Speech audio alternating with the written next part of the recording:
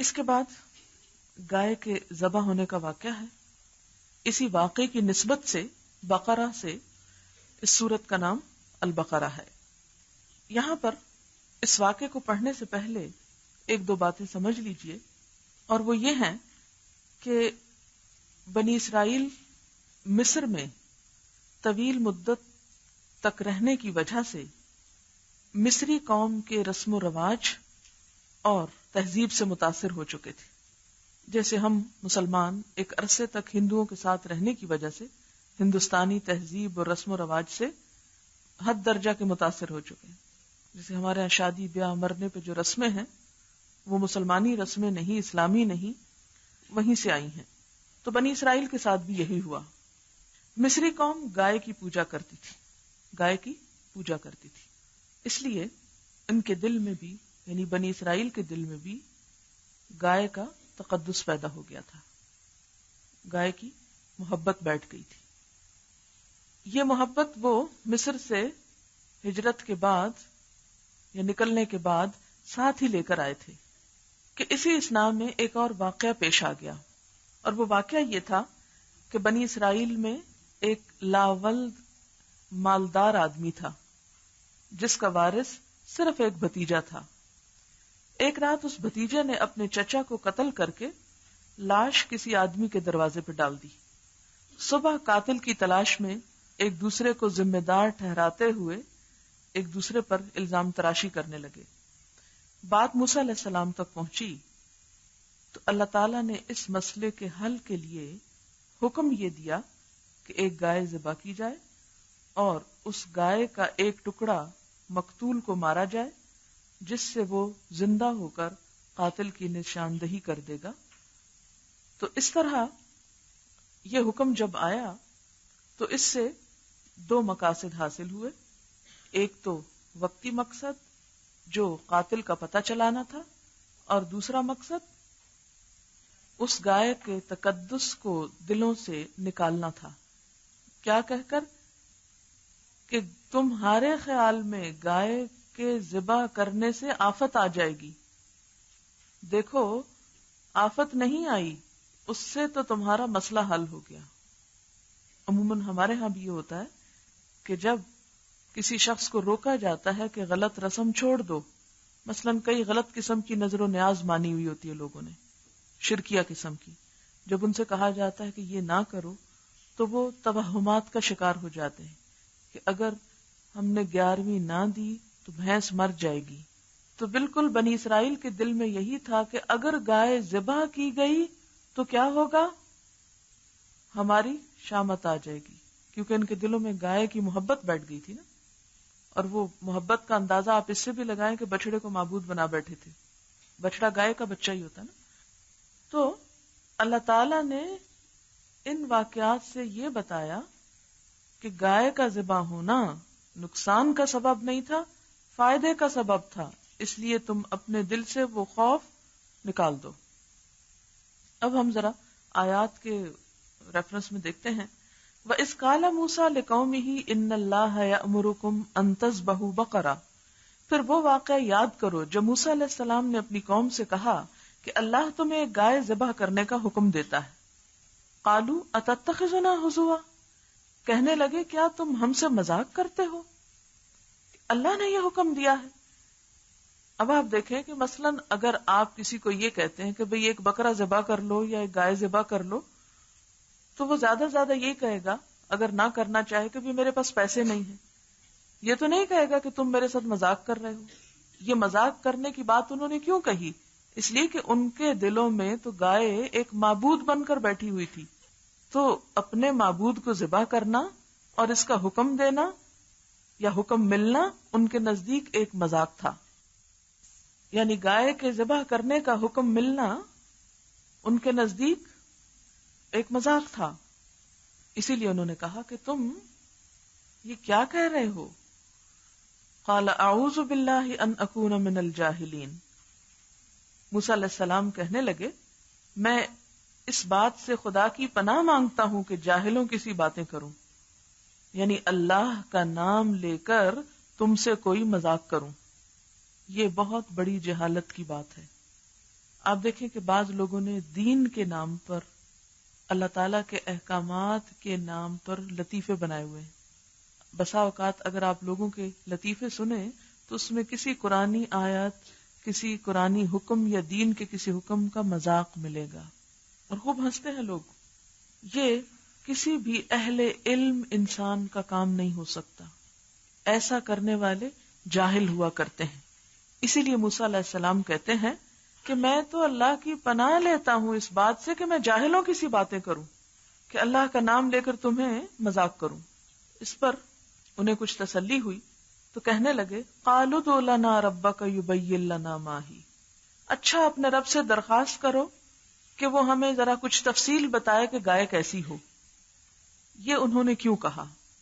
اس لیے کہ ان کا ارادہ نہیں تھا حکم ماننے کا، حکم ماننے کو ان کا دل نہیں چاہتا تھا، تو انہوں نے سوچا کہ کچھ اس طرح دیر ہو جائے گی، کوئی بات ٹل جائے گی، کچھ ٹائم گزر جائے گا، وقت پاس ہو جائے گا، اس لیے سوال جواب میں کچھ الجھاتے ہیں۔ یہ بالکل ایسا ہی ہے کہ جیسے کوئی شخص کام نہ کرنا چاہے تو وہ یہ نہ کہے کہ میں نہیں کرتا، اس کی بجائے طرح طرح کے سوال کر کے معاملے کو لٹکانے کی کوشش کرے۔ اب دیکھیں ہمارے دفتروں میں فائلیں کس طرح لٹکتی ہیں، یعنی جب کوئی کام نہ کرنے کا ارادہ ہو تو اس پہ ایک آبجیکشن لگا دی جاتی، پھر اس کا جواب آتا ہے تو ایک اور لگا دی جاتی، پھر اس کا جواب آتا ہے ایک اور لگا دی جاتی، اور اس طرح کیا ہوتا ہے، معاملہ لیٹ سے لیٹ ہوتا چلا جاتا ہے، خود بخود تاخیر ہوتی جاتی۔ اب یہ نہیں کہنا پڑتا کہ ہم یہ آپ کا کام نہیں کرتے۔ تو بنی اسرائیل نے بھی کیا کیا کہ اچھا ذرا ہمیں کچھ تفصیل بتائیے کہ کیسی ہو گائے۔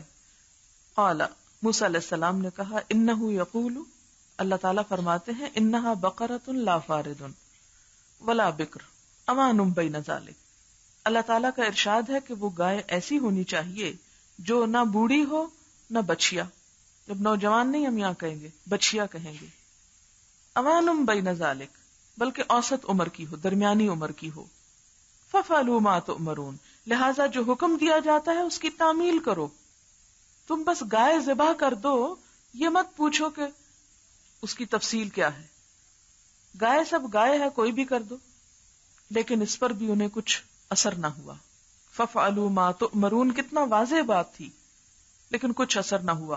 قالوا ادع لنا ربک یبین لنا ما لونھا، ایک اور ہچ نکال لی، اچھا اپنے رب سے یہ پوچھ کر بتاؤ کہ اس کا رنگ کیسا ہو، ہمیں اس کا رنگ نہیں پتا، کہیں ایسا نہ ہو کہ ہم کوئی گائے ذبح کریں اور اس کا رنگ اللہ کو پسند نہ آئے۔ سطحیت ہمارے ہاں بھی عموماً ظاہریت عبادات میں داخل ہو گئی۔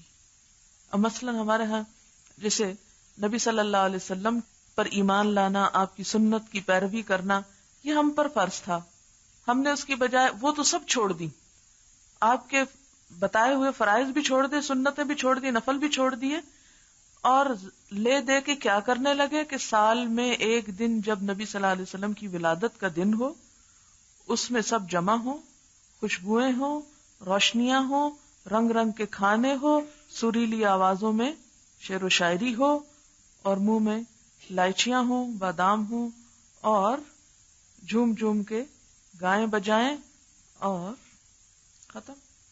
اور ظاہر یہ کریں کہ ہم نے نبی صلی اللہ علیہ وسلم سے اپنی محبت کا بہت بڑا ثبوت دیا۔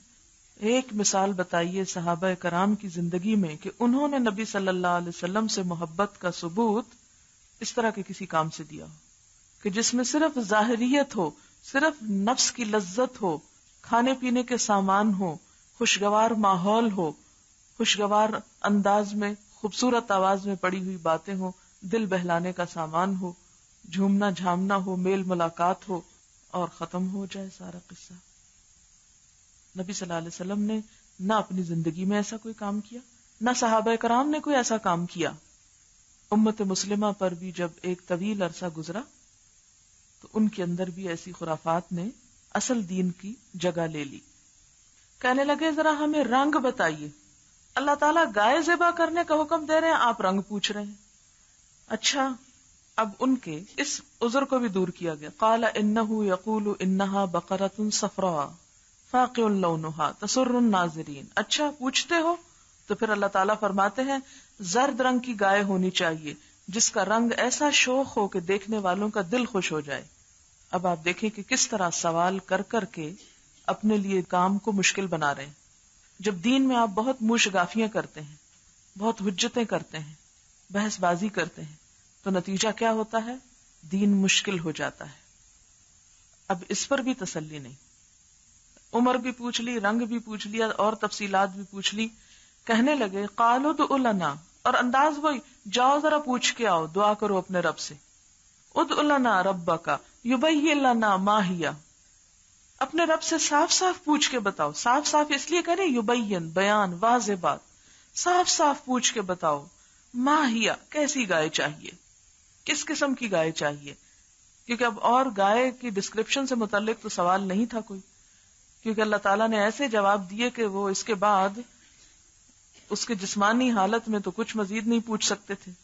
کیونکہ لا فارد ولا بکر اوان بین ذالک، اور رنگ کا بھی صرف زرد نہیں کہا، زرد بھی فاقع لونھا تسر الناظرین، کچھ نہیں چھوڑا.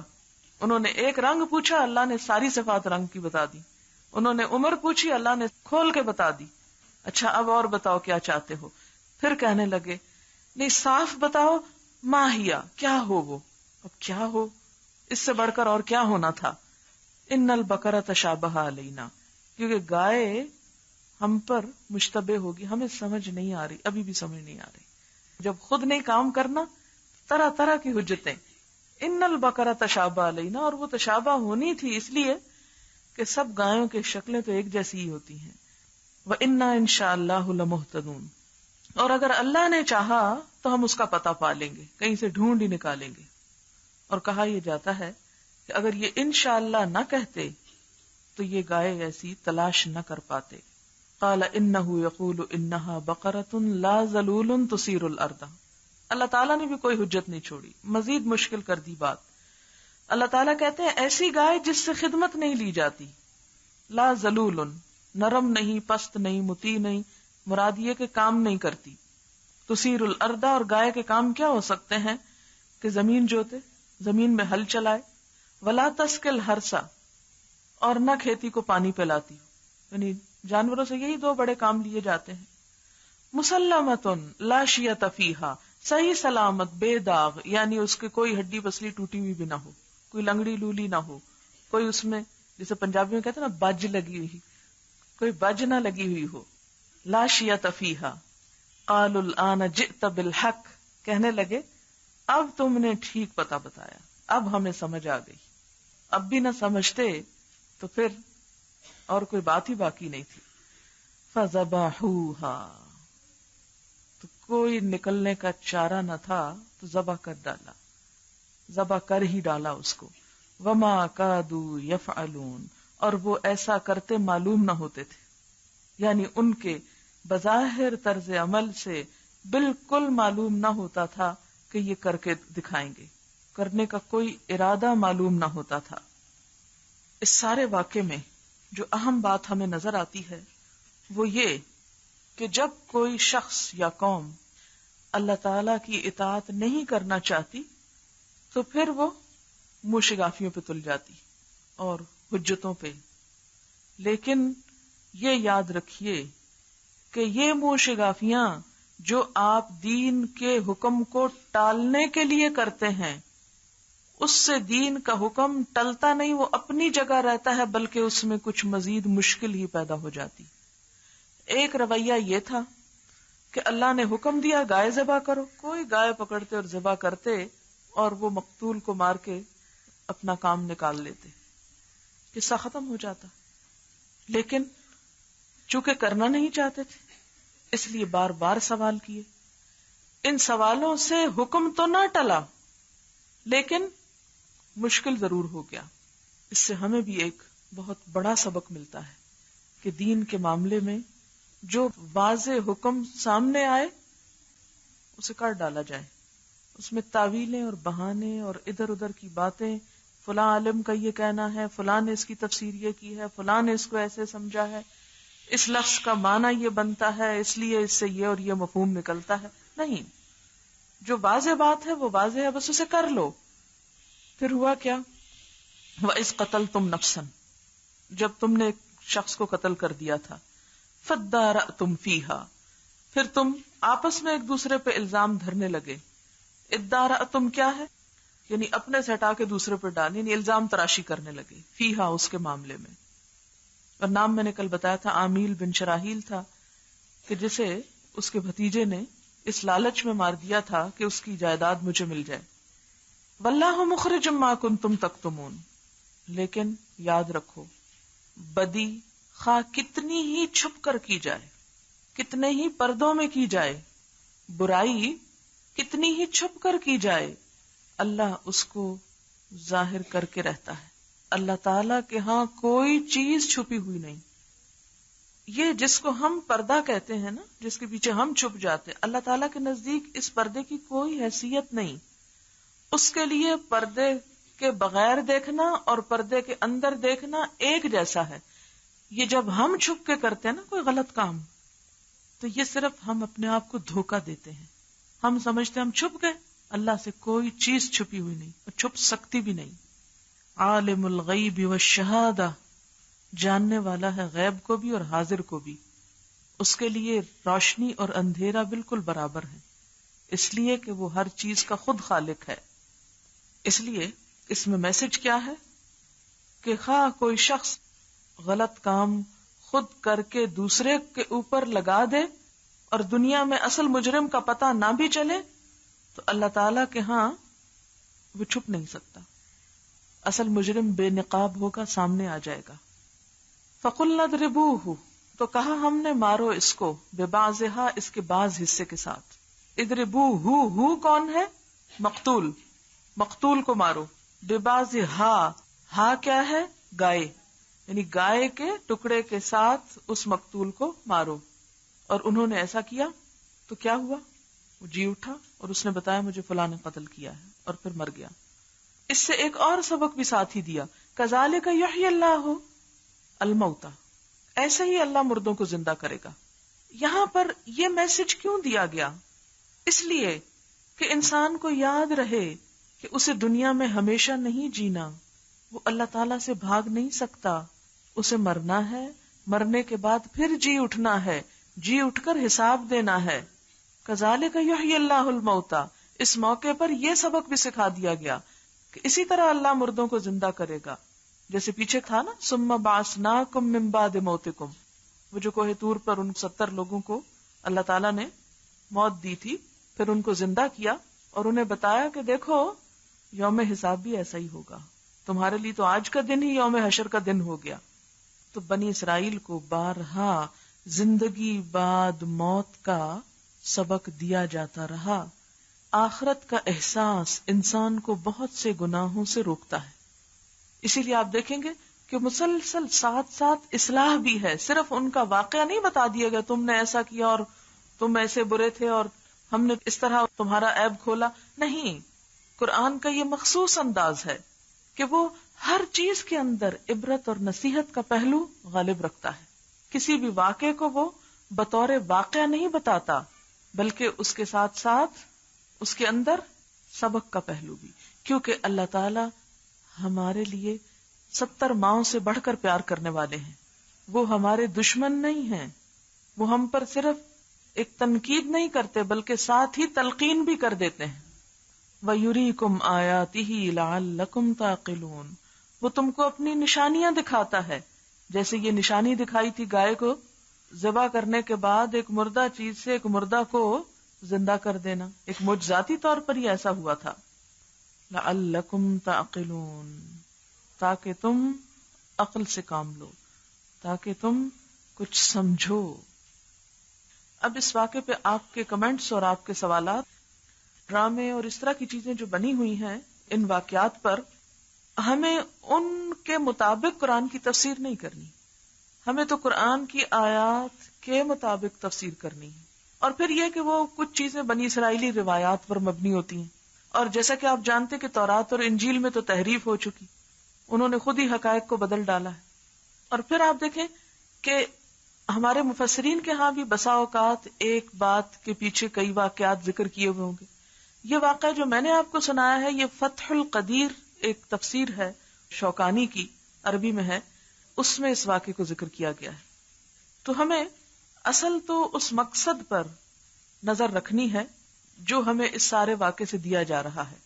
کبھی بھی قرآن کی تفسیر کرتے ہوئے آپ خود بھی ایسے واقعات کی تفصیل میں بہت زیادہ نہ جائیں جن کی بنیاد خود بنی اسرائیلی روایات ہوں، اس لیے کہ وہاں بہت سا اختلاف تضاد آپ کو ملے گا۔ تو اس کا نقصان کیا ہوتا ہے کہ ہم اصل مقصد سے ہٹ کے لوگوں کو غیر ضروری بے بنیاد باتوں میں الجھا کے اور حقیقت سے دور کر دیتے ہیں۔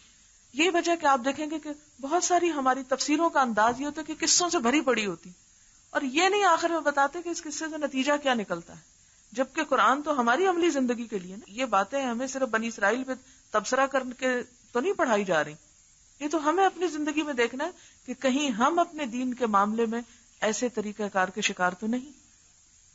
حقیقت یہی ہے کہ ہمارے ہاں قرآن کا احترام غلو کی حد تک ایسا بڑھا کہ ہم اس کے اصل تقاضوں، اصل مقصد اور روح کو بھول گئے۔ اب مثال کے طور پر جیسے آپ لوگ بیٹھے ہیں، بہت سے لوگوں کے نزدیک اس طرح بیٹھنے کی اجازت نہیں ہے۔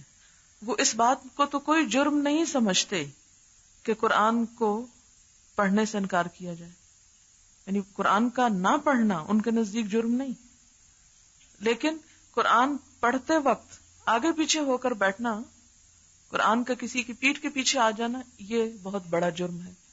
اب آپ دیکھیں قرآن پاک میں، سنت رسول صلی اللہ علیہ وسلم میں کہیں بھی منع نہیں کیا گیا کہ آپ اس طرح نہیں بیٹھ سکتے۔ یہ الگ بات ہے، ایک آئیڈیل صورتحال یہ ہے کہ ایسا نہ ہو، بہت اچھی بات ہے کہ آپ اس کو فزیکل سینس میں بھی بہت احترام دیں، لیکن اس سے بڑا احترام یہ ہے کہ آپ اس کو سمجھیں، اسے جانیں، اس پر عمل کریں۔ ہم نے کتاب کے تقدس میں ایسے ایسے طریقے ایجاد کر لیے کہ اس کو پڑھنے پڑھانے سے بہت ہی دور ہو گئے، اور خصوصاً خواتین میں۔ اب جیسے پیریڈز کے دنوں میں کہ آپ اسے زبانی بھی یاد ہے تو کچھ دہرا نہیں سکتے، آپ اس کی تعلیم حاصل نہیں کر سکتے، آپ اسے دیکھ نہیں سکتے، حتیٰ کہ بعض لوگ اتنی سختی کرتے ہیں کہ جیسے یہ جلد میں ہے یا اس کے اندر ہے کہ آپ اس حالت میں اٹھا بھی نہیں سکتے۔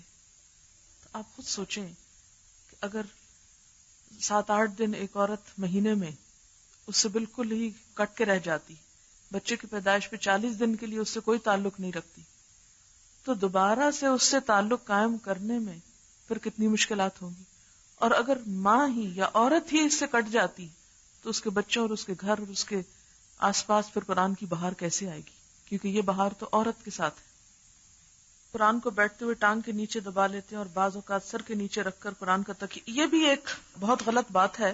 قرآن اس لیے بھی نہیں ہے کہ اسے ایک ہم انسانی کلام کے درجے پر لے آئیں، یعنی انسانی کلام میں بھی جو علم ہے اس کی ایک اپنی عزت اور وقار ہے، تو یہ ایک دوسری ایکسٹریم ہے، اس سے بچنا چاہیے، کیونکہ اللہ کے کلام کو باقی تمام کلاموں پر ایسی ہی فضیلت ہے جیسے خود اللہ تعالیٰ کی ذات کو باقی تمام مخلوق پر، اس لیے ایسا معاملہ بھی درست نہیں۔ عموماً قرآن کا، قرآنی کانسیپٹس کا مذاق اڑانے والے کون ہوتے ہیں؟ پڑھے لکھے لوگ۔ آپ ایک جاہل شخص کے اندر تو قرآن کی بہت محبت دیکھیں گے، ایک شخص جس نے قرآن پڑھا ہی نہیں، جس کو آتا نہیں، وہ بیچارہ تو اسے چومے گا، ساتھ لگائے گا اور حسرت سے دیکھے گا کاش میں بھی پڑھ سکتا۔ جن کو آپ جاہل کہتے ہیں، ان پڑھ لوگ، illiterate پیپل، وہ آپ سے بڑھ کر قرآن کا احترام اور ادب کرتے ہیں، یعنی دانستہ طور پر کوئی ایسی بات نہیں نکالیں گے زبان سے کہ جو قرآن کے مذاق میں آتی ہو۔ لیکن یہ مذاق وہ لوگ اڑاتے ہیں جو اپنے خیال میں بہت پڑھے لکھے، ہائیلی ایجوکیٹڈ اور بہت فلسفے بگاڑنے والے۔ قرآن کی نظر میں ایسے لوگ جاہل ہیں، ایک نبی کے خیال میں ایسے لوگ جاہلیت کے دور سے تعلق رکھتے ہیں، چاہے وہ کتنی بھی بڑی بڑی ڈگریاں کیوں نہ رکھتے ہوں۔ ہماری باہمی مسلمانوں کی جنگ و جدل، ہماری بے اطمینانی، دنیا کا زوال، یہ سب کس لیے ہوا؟ یعنی ابتدائی دور کے مسلمان جو صحراؤں میں رہتے تھے، جن کے پاس کوئی انڈسٹری نہیں تھی، کوئی ٹیکنالوجی نہیں تھی، کوئی علمی مدارس، کچھ نہیں تھے، ایک قرآن کو لے کر جب وہ اٹھے تو دنیا کے بڑے بڑے علوم کے موجد بن گئے. اور آج کیا وجہ ہے کہ ہم یہ کتاب رکھتے ہوئے پھر ذلیل و خوار ہیں؟ جیسے وہ زمانے میں معزز تھے مسلمان ہو کر، اور ہم خوار ہوئے تارک قرآن ہو کر، یعنی قرآن کو چھوڑ کر ہم خوار ہو گئے. تو یہ خواری جو ہے یہ آج کی سزا ہے. سریا سے زمین پر آسمان نے ہم کو دے مارا. یہ کس وجہ سے ہوا؟ اسی وجہ سے. ان پر تو پہاڑ گرنے والا تھا نا، تو ہم خود آسمان سے نیچے گرا دیے گئے. ایک افسوسناک پہلو ہماری تاریخ میں بھی گزرا ہے. آپ کو معلوم ہے کہ عباسی خلافت کا جب زوال ہوا تو اس وقت ہو کیا رہا تھا وہاں؟ براق حلال ہے یا حرام ہے؟ براق وہ جانور تھا، اور جانور بھی تھا یا نہیں، جو کچھ بھی تھا وہ، جس پر نبی صلی اللہ علیہ وسلم سوار ہو کر معراج کے لیے آسمان پہ تشریف لے گئے تھے.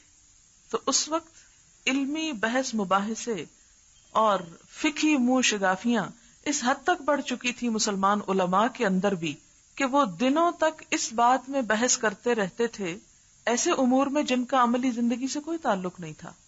اور ان میں سے مثلاً ایک یہ تھا جب ہلاکو خان نے حملہ کیا کہ براق حلال ہے یا حرام ہے. اب ایک چیز جس کا دنیا میں وجود ہی نہیں، اگر آپ آپس میں سٹ ٹکرا رہے ہیں اس کے حلال حرام ہونے کے فتوے دے دے کر، آپ کیا کر رہے ہیں؟ سب کے واقعے میں ان لوگوں کو صرف بندر ہی کیوں بنایا گیا جبکہ اللہ تعالیٰ انہیں کوئی اور جانور بھی بنا سکتے تھے؟ بندر انسان کے قریب ترین مشابہت رکھتا ہے شکل و صورت میں. تو جب اللہ تعالیٰ کے کسی اصل حکم کو کسی قریب ترین شکل میں اس کی روح کو مسخ کر کے اس کی شکل کو بھی کچھ بدل کے یہ شو کیا جائے کہ ہم وہ کر رہے ہیں، کیونکہ وہ کیا کر رہے تھے؟ تعویل کر رہے تھے نا. کس طرح کہ ہم تو نہیں کر رہے، ہم سب کے قانون نہیں توڑ رہے، لیکن دراصل توڑ رہے تھے، اس سے مشابہ عمل کر رہے تھے. یعنی وہ اصل کام تو نہیں کر رہے تھے جس سے انہیں روکا گیا، لیکن کیا کر رہے تھے؟ اس سے ملتا جلتا کام کر رہے تھے. تو انہیں پھر اصلی حالت میں نہ رہنے دیا گیا، اس سے ملتی جلتی حالت میں بدل دیا گیا. اچھا اب تمہیں کوئی دیکھے تو کہ یہ بھی تو انسان ہی، بندر انسان جیسے ہی لگتا ہے. یعنی ان کو سزا وہ دی گئی کہ جس سے انہیں یہ بتایا جائے کہ دیکھو تم انسان ہی ہو، تمہارا بھی اسی طرح ناک، نقشہ، شکل سب کچھ وہی ہے، لیکن وہ انسان نہیں تھے. وآخر دعوانا ان الحمدللہ رب العالمین. سبحانک اللہم وبحمدک نشہد ان لا الہ الا انت نستغفرک ونتوب الیک. والسلام علیکم ورحمۃ اللہ وبرکاتہ.